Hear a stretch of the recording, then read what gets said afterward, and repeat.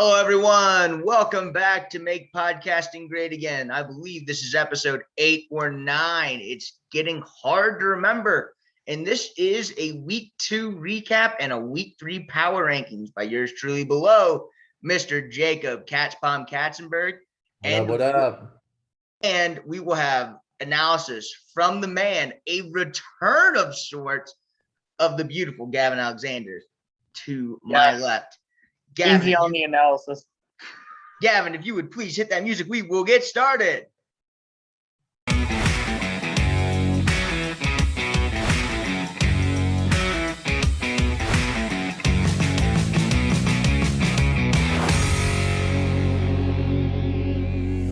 Thank you. Well, we'd like to start off this week by going over the week that was, and I don't want to talk about it because it was a bad week for the Sam. I need to find my screen. At least you put up more than 73 points. Yeah, it was a little bit better than it was last week for me, but I still came out with an L, unfortunately, to my esteemed co-host. So I don't want to talk about the game. Gavin, this has been deemed the bitch bowl because you and I do the most bitching when it comes to unfair things that happen to us in fantasy. Yeah, so Kat, I think it'd be best if you cover this game, if I'm being 100% honest. Me? Okay. Yeah. Okay. We need no bias. How about you tell us who, got the most fucked? So, a couple things. I think the standout performance, really the difference in the game would have been Mike Williams. Well, Mike Williams catching the touchdown. New England defense getting 4 picks was probably the biggest difference in the game, if you will. Not the first time I've lost to New England's defense. New England defense. Anytime Bill Belichick goes against a rookie quarterback, we've all seen the stats. And Zach Wilson threw 4 picks. When your leading scorer is your defense with 19 points, as far as going forward, I'm sure Gavin doesn't feel great about the contributions he got from his other guys, but it was nice to see that. Najee Harris picked it up from last week too. Laid a dud in week 1, but Najee Harris looks like he's going to be at least a running back too. So I will say about my team going forward, regardless of just this game, the volume hasn't really been a problem for my team from any player. Efficiency with the volume has been the problem. Touchdowns with that'll be fluky. They'll come and go. Mm-hmm. We'll see in the power rankings that I just traded for a better tight end after the. Yeah, you can't do much worse than 0 points, Gavin. So, touchdowns I think coming my way will help a lot, regardless of efficiency. But I like the fact that the underlying volume is there. It really helps my team's floor. Mm-hmm. But good God, they need to start using the volume they're getting in order for me to actually feel confident about them. And then Sam, as far as Sam's team, he had a couple steady performers. Terry McLaurin, obviously last Thursday, he got off to a great start. Sam was probably feeling really, really good. Then he had a bunch of dud guys like, let's see, DeAndre Swift, 7.8 points, just not enough. Let's see. It was nice to see Kyle Pitts more involved in the offense this week. Yeah, it was. I think at this point, I'm starting to feel a little bit better about where my team is. Uh-huh. I think, obviously Matt Ryan is the guy who needs to be the most improved. And I got Teddy Bridgewater starting this week. And I have Justin Fields on the bench. Matt Ryan has been relieved of his duties from the Nutville All-Stars this season. And I hope he never has to come back. As for Jacoby Myers, I love Jacoby Myers. I think Jacoby Myers is good, and I think that he has a really high ceiling with Mac Jones. But at this point, I don't think that his volume is there because New England is so run-heavy, and they haven't been losing games yet. So I feel really bad because Jacoby hasn't really had a chance to be involved. But hopefully with Odell returning, we can fix that. I think the only other cause for pause for me is T. Higgins has caught a touchdown in both games, and he's really only got 40 to 60 yards in both those games. Mm-hmm. And so I don't really know if T. Higgins' volume is there. He might just be a touchdown dependent wedge. Yeah. I'd say another little cause for pause too is Nick Chubb only getting 11 carries last week. but Nick Chubb has always been one of the most efficient running backs in all of fantasy football.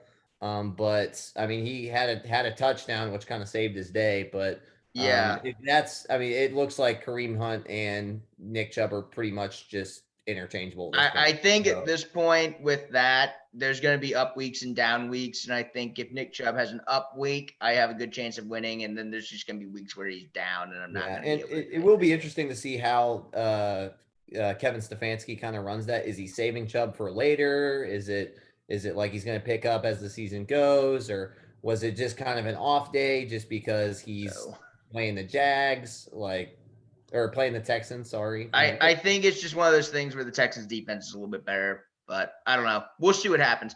All right, let's move on to another high-scoring game between Eli the Pariah against Mr. Katzenberg, the chief rival from the season, and then Mr. Nick Fox. Eli moves to 2-0 after the victory, and Nick falls to 0-2, joining yours truly as one of the only 3 0-2 teams left. Gavin, you're 1-1. I didn't mention that earlier. So I think the main thing I want to point out here, and the only thing that really matters to me, is that Kyler Murray's been carrying Eli like there's no tomorrow. I don't really think anything wrong happened with Fox. He's got Travis Kelce, and that's all fine and good, and he's got some good players. But God, if Kyler's going to play like this, Eli's going to win the whole shebang, right? Yeah, I mean, also my concern with that would be we've already seen Eli give up the big draft capital trade for Keenan Allen.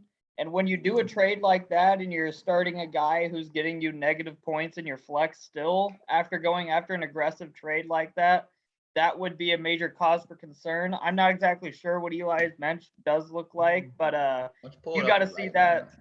We've got to see that starting lineup improve. Obviously, he does have Chuba Hubbard coming in now after this CMC injury as well. God, is he going to start Gronk from now on? Is that like a viable option over LaVisca? I know LaVisca got hurt, but I mean, he's the number 1 tight end in fantasy right now. So I mean, but he's got like 4 he's on pace for 34 touchdowns this year. Yeah. Regardless, I think that would just be my big cause for concern with Eli, because I mean, he's got the tight end figured out. He's got his 2 running backs figured out. He's got everything that's difficult to get figured out. He already has that stuff. You just got to find another flex receiver that can give you modest production. And I think that's something he's going to fill in like right before the trade deadline, because right now there's really not a lot to sell. You can't just sell like a big draft capital asset for just the one player and, add some trash to fill it out. Right. Can't really do that yet. This game also, one thing to point out, Julio got completely fucked out of a touchdown. Yeah, Gavin really knows about that. A 5-point game. Yeah. So, but I mean, Fox, it was nice to see his team improve. I mean, especially Mike Evans. That's a dude he spent some draft capital on, caught 2 touchdowns. But Gaskin is not really involved in their offense right now. We'll see if that changes as it goes. Dude, he's not going to be involved if Jacoby Brissett's the quarterback for any extended time. That's gross. Again, Fox is really hurting as far as his running back room, but I mean, Damian Harris is turning out to be a pretty good trade for him. To me, I don't hate Harris, and I don't necessarily hate Gaskin, but like his wide receivers are just boom or bust. Like it just feels like it feels like 1 week Mike Evans and Julio are going to go off like they did this week, and he should win, and then there's going to be weeks where they both score like 5, and then I don't see Fox's team having, and you're going to hear me say this a lot, but just his team is really reliant on his players being super efficient with not a lot of volume, and that's just not a great thing to hang your hat on. Yeah, not a good recipe, or not a recipe for success long term. Well, let's go over the matchup of the week. It turned out to be a little bit lower scoring, but it was really close going into Monday Night Football, and Nick almost made the comeback, but he couldn't quite pull it off. Mahomes didn't quite get him all he needed. Perhaps if they would have went and tried to score that touchdown instead of handing the ball to Clyde Edwards-Helaire, Nick might have won. We are not salty Chiefs fans out here. So, boys, what did you think of the matchup of the week? I see one thing that's kind of surprising to me. Are you saying Chicago's defense? Yeah. No, I'm seeing Devin Singletary with 15 points. Okay, Yeah. that's fair too. That's Yeah. kind of the weird thing for me. That's on TCam. If I'm not concerned or not mistaken, also has Javonte Williams on his bench. So I'm not as concerned about his running back room, at least later in the year. Yes, he does. Yep. And he has, I guess James Conner hasn't done much at this point in the year either. So I think if he can survive till later in the year, his running back room is going to be okay. Depending on Devin Singletary is not something I'd like to do every single week. But I mean, this was a close game. TCam still put up a respectable amount of points and got 3 points from Tyreek Hill. He got 1.7 from George Kittle. People are saying, some analysts are saying this is kind of a blueprint game for the Chiefs, like how to beat them with shutting down Tyreek Hill. If teams are going to devote a lot of extra effort to covering Tyreek Hill, then that could be a problem for TCam down the road. Yeah, that could be a problem for TCam. Plus, he has Russell Wilson, so he's automatically like he's doomed after week 8. Russell Wilson can't play after week 8.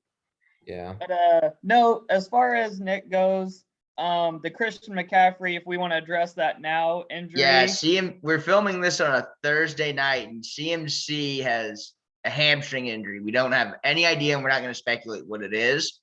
But if it's a long-term injury for Nick, that is huge, because Nick's next running back is Kenyon Drake, which isn't great, especially in the standard format. Right, and he's not even a technical backup to Josh Jacobs, because this was the week that he would have occupied the full role and did not because of Peyton Barber. Peyton Barber beat him out. He's just a gadget guy at this point. So Nick is going to have to figure out that running back 2 spot. The rest of his roster, I still think, is one of the best in the league, though, if Christian McCaffrey is healthy, or even if he can just mimic some sort of production from that RB2 spot. Because I do expect Miles Sanders to be better. It's I still really, really like Nick's team. Yeah. Especially with CMC. Yeah. I think just go ahead. Basically, if Christian McCaffrey's injury ends up being long term, then Nick's team goes from like by far the best team in the league to like one of the top teams in the league. So yeah, I agree. Yeah. I think kind of the one thing that this showed too is in order to be the best, you got to beat the best. And TCam is still your unofficial, official, and reigning regular season champion. The champ has not lost since he lost to Gavin. I don't know when they even was, probably week 8 or something like that. So TCam is on a hell of a run right now. So let's move to a really high scoring matchup by the end of the night.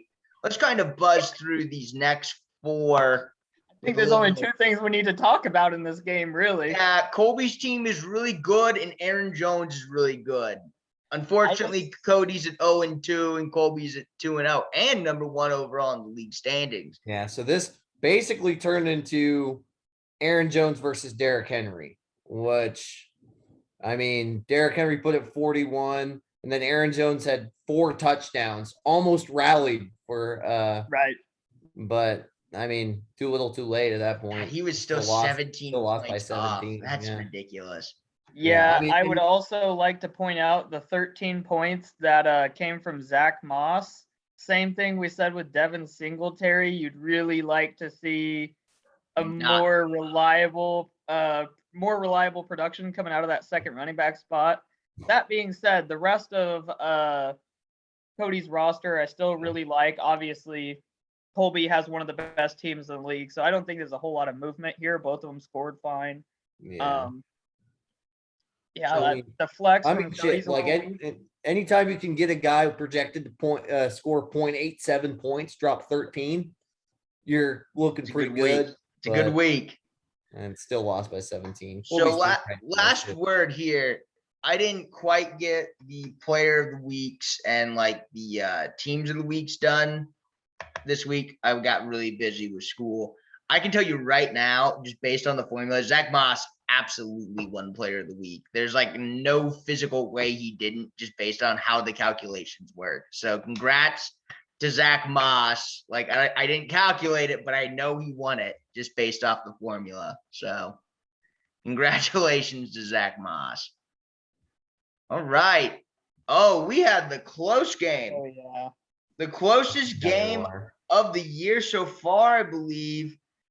And Kyler got some Sunday night and Monday night magic, where he was down by over 40 to Dave, and then Lamar went wild and ran wild against the Chiefs, and Bob Tonyan capped it off with a TD and a 12-yard reception to save Kyler and send him to 1-1, and Dave from 2-0 to 1-1 as well. What do we think of this one, folks? I mean, couple standout performances. Obviously, the quarterback matchup. I mean, this is two of the top fantasy quarterbacks people are expecting. So I mean, Dak Prescott, he bunch of passing yards, turned the ball over, didn't have a touchdown. Not a good performance. Laid an egg. Hold to Matt Ryan. Yeah, at least a fantasy football egg. And then Lamar Jackson went off against the Chiefs. Probably had the best game of his career, all things considered. Yeah, I would say so. Yeah. So that was huge. Amari Cooper fell off from last week. Only had 2.4 points. Jalen Reagor had a touchdown get called back. That could have swung some things. Alvin Kamara wasn't really involved in the Saints offense. Super weird. Really weird week by the Saints. Yeah. Just coming all off around bad. It was just I guess yeah. My takeaway from this game would really be a lot of things went right for Kyler to get him into this game and get him the win. Of course, your Amari Cooper doesn't look great, and your Alvin Kamara, but those are really the only other two players on his roster I expect significant production to come from.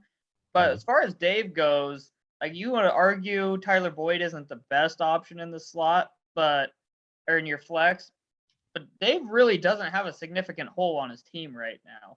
I mean, Dave easily puts up some of the most points in the league if Dak just doesn't go for 7. If Dak goes for like 20, then he's at what, 96? Right. That's like top half of the league. And that's getting really no the help kick in from the your armor kicker for defense. Dave is that he really can't afford to lose any of these guys. Yeah, Dave's bench is really horrific. So especially as we get into bye weeks and things like that, that's how Dave's going to definitely have some holes. Yeah, Dave has got the holes of holes on his team right now. He does not have a bench. Oh, God. It's worse than I thought. Yeah, and almost all those points came from Kirk Cousins, and then the rest of it came from Jared Cook and a defense. So, not good.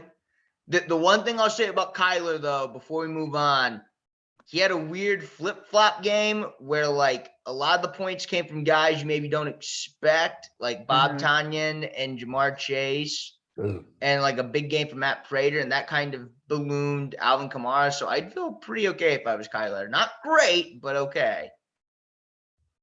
All right, Cats. Yeah. You are struggling. Cats, I think you should share to the people what you shared with us before the game, because I think it's so true about your team. Yeah, so basically my team right now, I thought about even changing the name to, we might as well just be Dalvin Cook and the buy low candidates.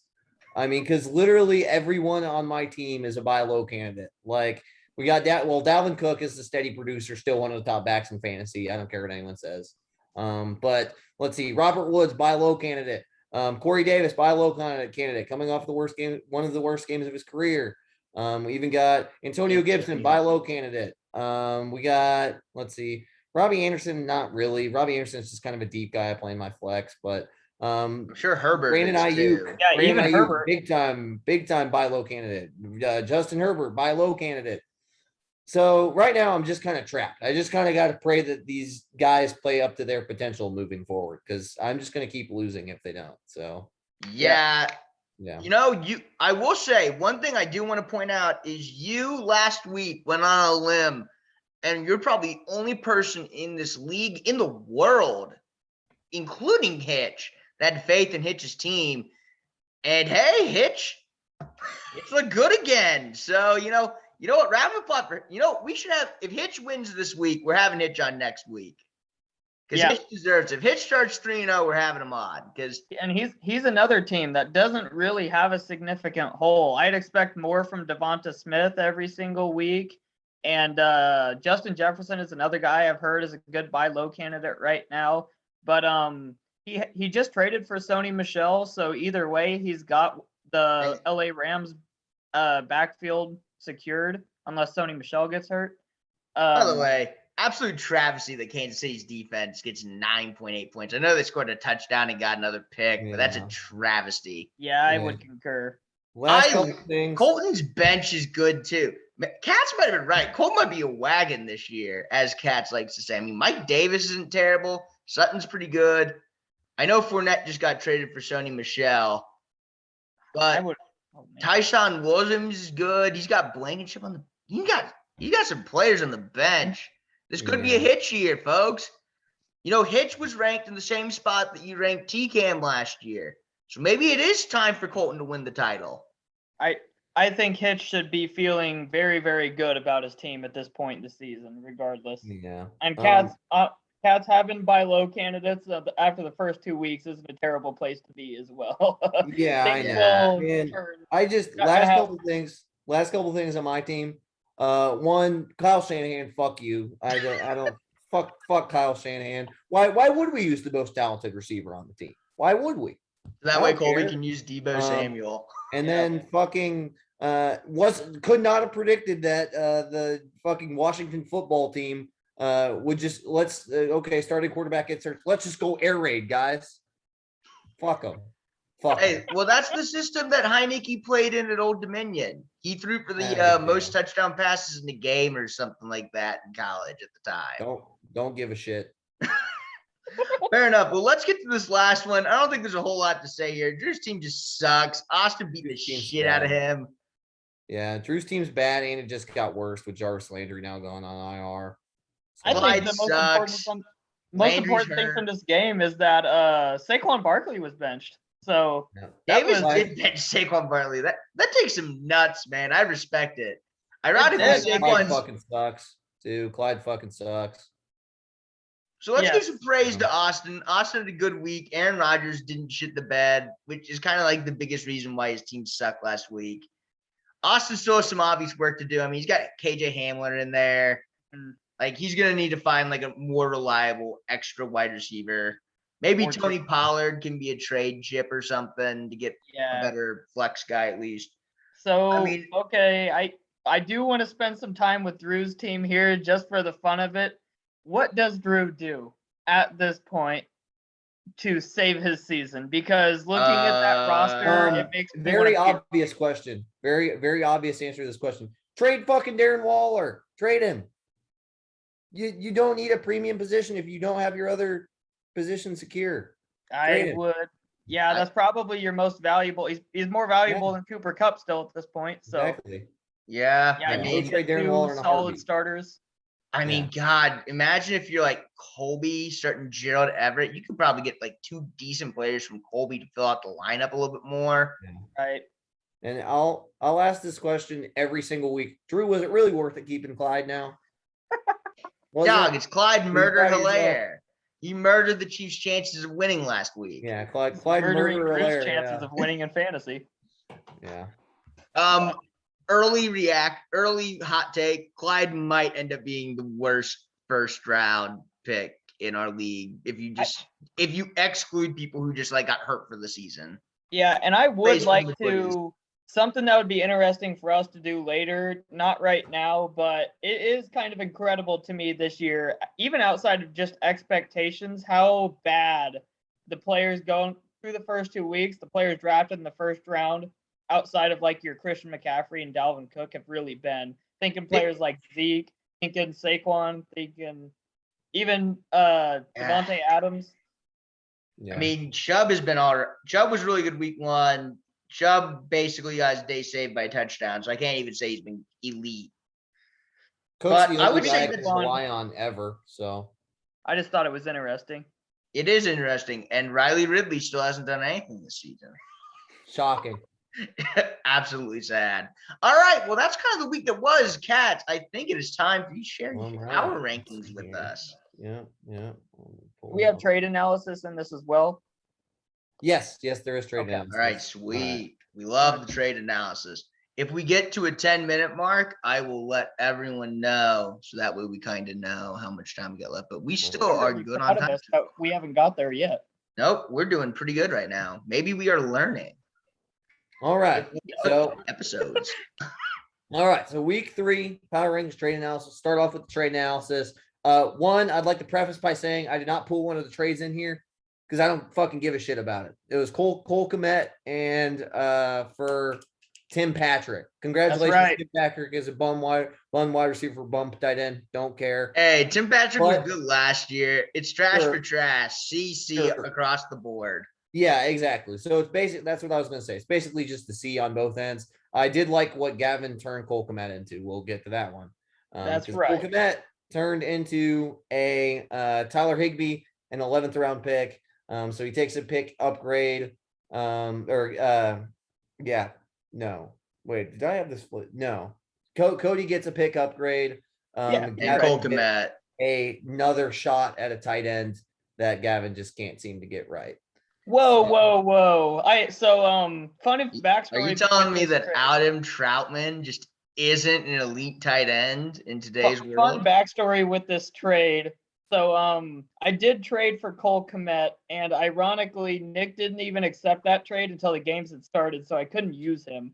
But I had dropped Zach Ertz, started Adam Troutman, and got Cole Kmet, who added up to 1 reception for 6 yards last week. So at that point, I knew I needed to do something at tight end, and I had offered a 8 to 12 pick swap for Tyler Higbee straight up after week 1 for Tyler Higbee. Then Tyler Higbee had the crappy week 2, but was still seeing all of the snaps. So that really helped me get a much better trade that I felt better about. Yeah. So I really, obviously, I did the trade. I liked it for myself, but getting a viable tight end, not even a great one, just something viable was more important. Yeah, I agree. That's why I think you got the better end of the deal with B. Like I rated you a B+. Obviously, Tyler Higbee at least provides stability at the tight end position. Now, no tight end can really be relied on every week, other than the big 4, I would say. Right. So better than Adam Troutman.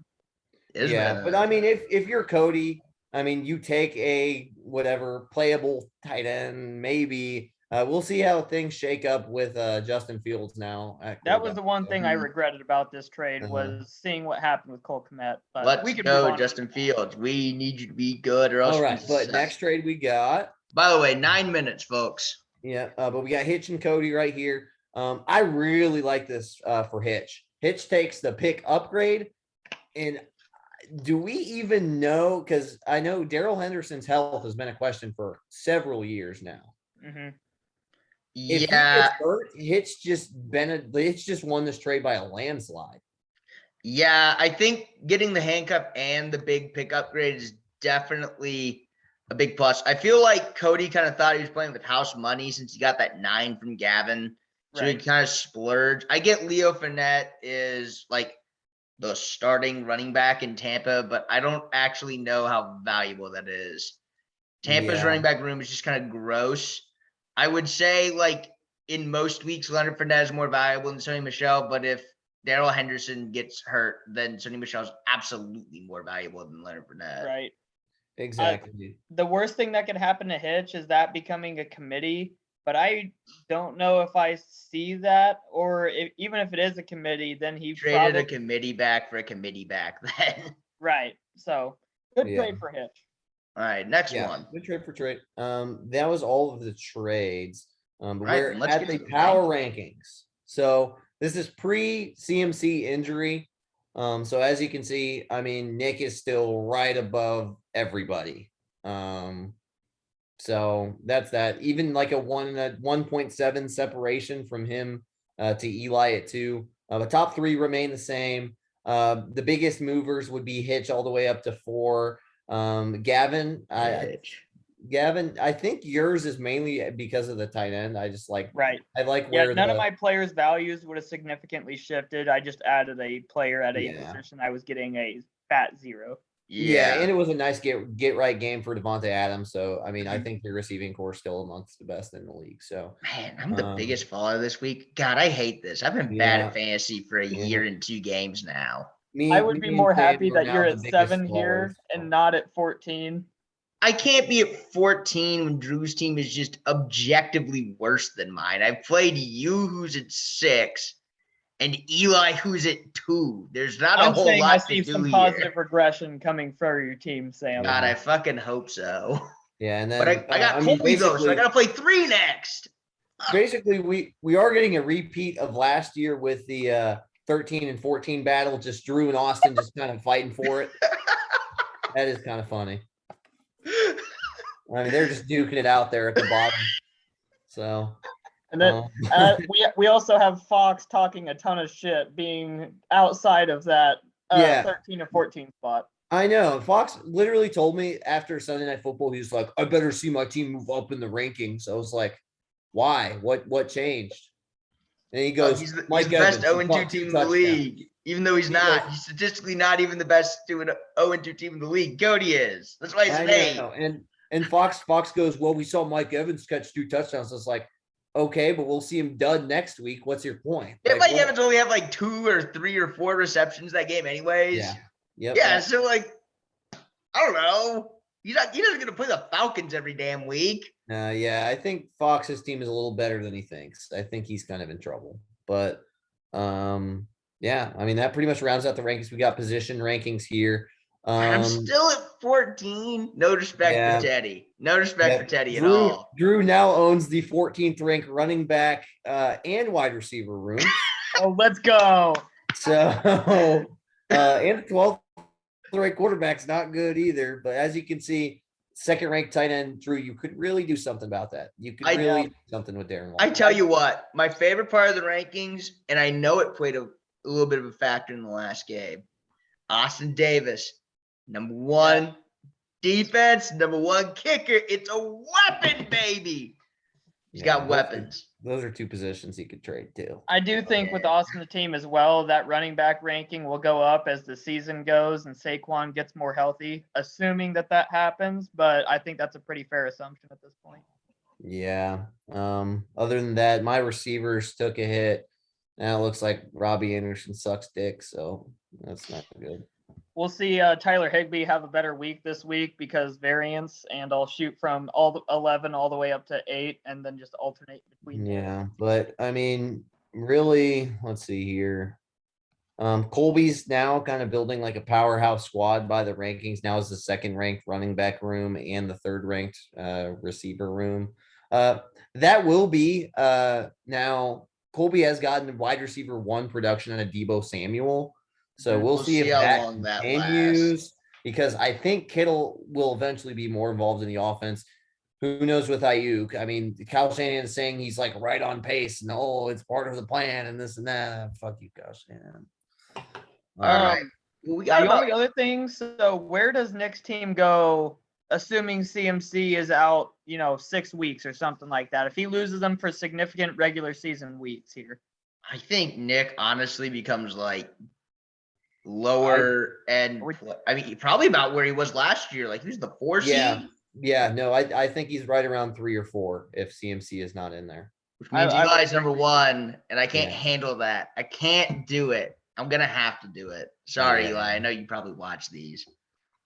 All right, so we got about 2 minutes left, and I'm not gonna share my screen for this. I'm just gonna read it off my phone.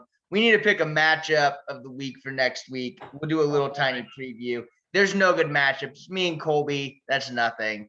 Davis and Eli, that's nothing.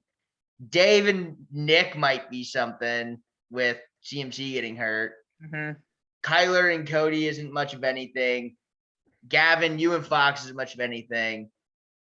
Katz versus TCam probably isn't much of anything. Could it be Hitch versus Drew just so we can make fun of Drew?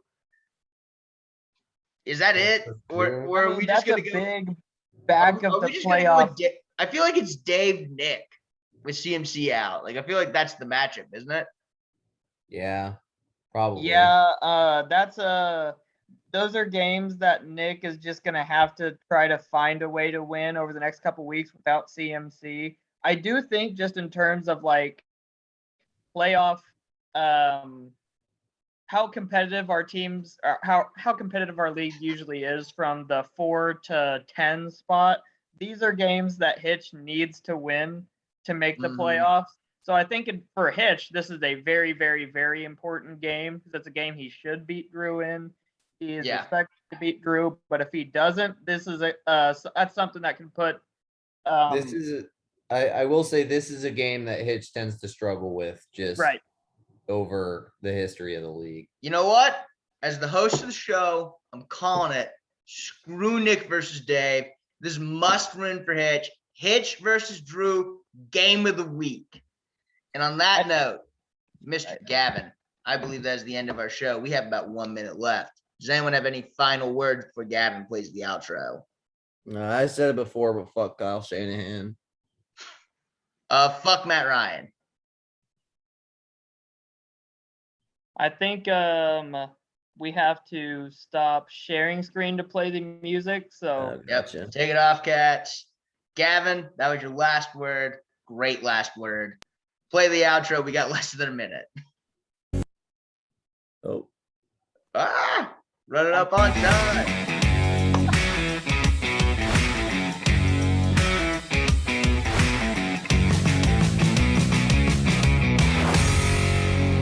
See y'all next week, folks. Bounce back week for the Bandit.